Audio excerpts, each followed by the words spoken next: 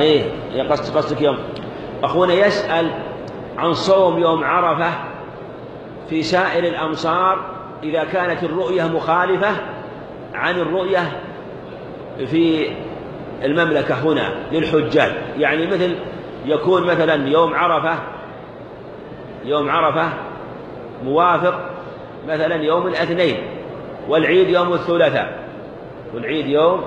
الثلاثاء، ويكون يوم عرفة مثلا مثل ما أخونا في المغرب يوم الثلاثاء يوافق يوم العيد والأربعاء هو العيد، هل نوافق أهل مكة فنصوم عرفة الموافق لأهل مكة والعيد يكون بعيد، أو نصوم يوم الثلاثاء الذي هو عندنا يوافق يوم عرفة والعيد يوم الثلاثاء؟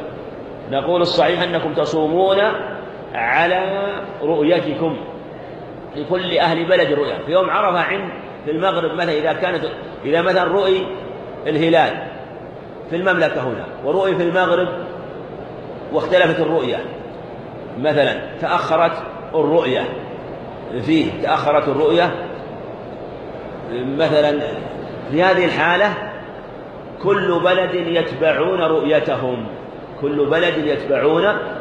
فإذا رؤي في المغرب مثلا يوم الثلاثاء، إذا كان يوم عرفة يوم الثلاثاء وفي مكة عرفة يوم الاثنين والعيد في مكة يوم الثلاثاء والعيد في المغرب يوم الأربعاء، فنقول تصومون يوم الثلاثاء ويكون يوم عرفة في حقكم وفضله يوم الثلاثاء، والعيد عندكم يوم الأربعاء.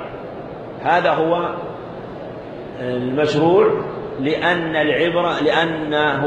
لأن اختلاف المطالب معتبر. كما نقول أنكم تصومون رمضان برؤيتكم، فلأهل كل بلد رؤيته، إلا لو فرض أن الرؤية اتحدت وهذا بعيد ولا يكاد يقع، هم لا حاجة إلى اتحاد الرؤية كما قال أهل العلم، لا حاجة إلى اتحاد الرؤية ولا لازم لها في الحقيقة.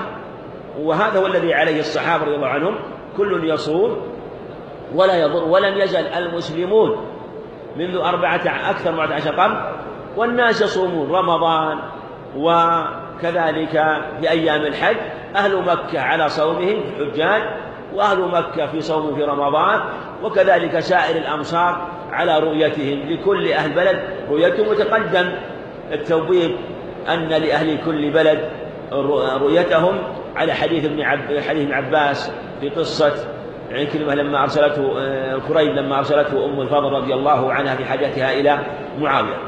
فهذا هو الصحيح، وهذا هو الذي يرى عليه الصحابة، ووقع خلاف في مثل هذا، فتصومون يوم عرفة الذي هو يوم التاسع الذي عندكم، وهو يوم عرفة في حقكم. هذا هو الأكمل والأفضل، وهذا يجري في أشياء كثيرة. نعم.